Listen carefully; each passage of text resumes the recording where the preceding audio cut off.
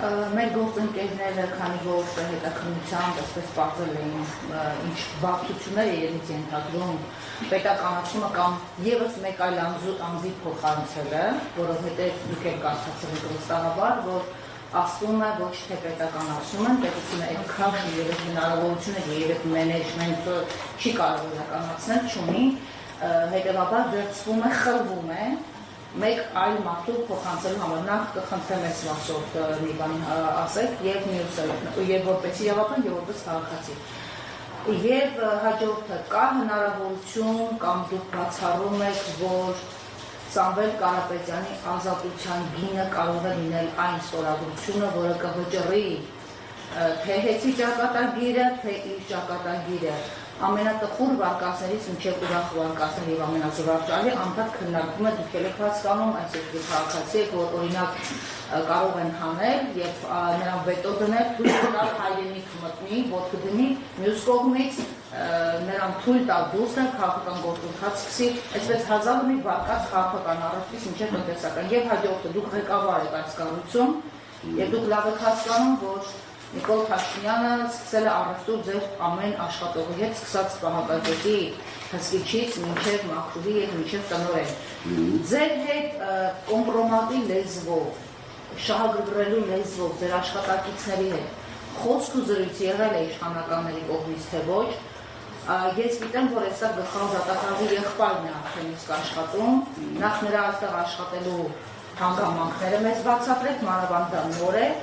Այս արդյոք սա սցենարային պլանի մաս չի կազմել հաշվի առնելով նրանք կարող էին կանխատեսել այս ելքը եւ ինչպես է պատրաստվում պաշտպանել ձեր աշխատակիցներին եւ կոմպրոմատներից եւ հարձակումներից իշխանական եւ գործարքներից, որը կարող է ճակատագրական դառնալ։ Տիկին Բադրյան, ցավոք սրտի որպես քաղաքացի կարծիքս հայտնել չեմ կարող, ցավոք սրտի, որովհետեւ ես ներկայացնում եմ այս պայն հեծը Որպես իրավաբան ձեզ ասեցի չեմ ցանկանում մեր գործողությունների կապված չկարծիք հայտնել, որպես հենց գլխավոր տնօրեն եւ մարդ, ով ճանաչում է Սամվել Կարապետյանին, ձեր ասած վարկածները ու ցանկությունը կարող են լինել, այդպես պայմանավորվելու, ազատության գին, չգիտեմ ինչ, Կարապետյանը ճանաչող մարդիկ գիտեն, որ հնարավոր չի։ Ոչ թե հնարավոր չի պայմանավորվել, այսպիսի պայմանավորվածություն հնարավոր չի։ Սա արդեն ասում իմ կարծիքը, որովհետև հաստատապես ինքը դա կարող է ասել, բայց ես համոզված եմ, որ դա էլ պնդել է, այսինքն ինչ-որ իմ կարծիքով ոչ։ Գործարքի գնալու պարագայում չէր հայտնվել այս վիճակում, այսպես ասեմ։ Ինչի պետք է հայտնվել, հետո նոր գնալ գործարք։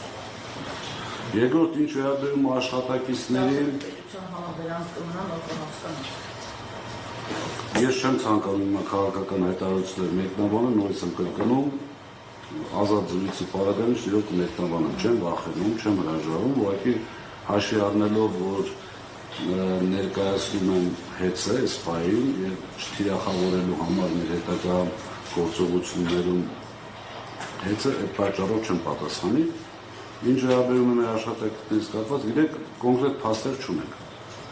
Ունենք ասեկոսներ, որ այդպես ասում են, հեսա գալիս ենք, պետականացնում ենք, կառավարիչ ենք նշանակում 30% աշխատավարձ ենք բարձրացնում։ Չեմ կարող ասել ինչ քանակի մարդկանց վրա դա կարող է ազդել, բայց մի քիչ մտածող մարդու համար դա միֆ է։ Իսկ մի քանի հազար աշխատակցի վրա 6800 աշխատող ունենք մենք մոտավորապես մինուսնի շատ փոքր թիվ եւ այդ 6800 աշխատողից չեմ կարծում ինչ-որ լուրջ քանակ կհավատա դրան, որտեղ աշխատավարձների 30% բարձրացնելու պարագայում կարծում եմ նորից իմ կարծիքը մոտավորապես 3 միլիոն մարդ սկսի ավել վճարել, որպեսզի 6800 մարդ ավել փող ստանա։ Այսինքն սակագենի խնդիր առաջանալու է նշում։ Այստեղ մենք Ինչով ենք զսպել սակագինը, շատ կարճ անդրադարձ դրան անեմ, զսպել ենք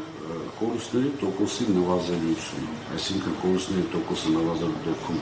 գեներացվում է լրացուցիչ ֆինանսական միջոցներ, որի արդյունքում զսպել ենք սակագնի աճը։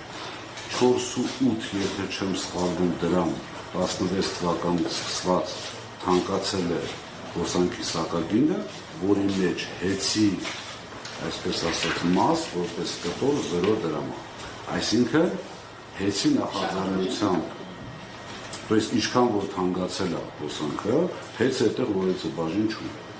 Հեծի նախաձեռնությամբ կամ հանձնաժողովի նախաձեռնությամբ, հեծի նախաձեռնություն երբեք չի եղել սակագին բարձրացնելու 16 թվականից հետո, եւ ինչպես պարոն Կարապետյանն իր հարցազրույցներում նշելու այնտեղ անգամ ժամկետ կա, որ չի լինելու, իսկ հանձնաժողովի նախաձեռնություններ չի եղել, բարձրացվել է սակագներ, արտադրողի, տեղափոխողի, իրենք մեր ժողովուրդը պատկերացնում է, որ այդ իրենք ինչքան որ վճարում են հոսանքի համար, այդ ամբողջը հեծին։ Հեծինը չի ամբողջը, որովհետև այստեղ ունենք արտադրողներ, ունենք տեղափոխող եւ բաշխող ենք։ Արտադրող կայուն չունի հեծ։ Այսինքն ինքը վերցնում է sense կոպիտ ասած ոնց որ վերավաճառում։ Այս պարագայում սակագնի մեջ մտնում են նաև այդ նշած արտադրող բաշխող։ Այդ 4 դրամը թանկացել է իրենց համար, ոչ մեզ համար։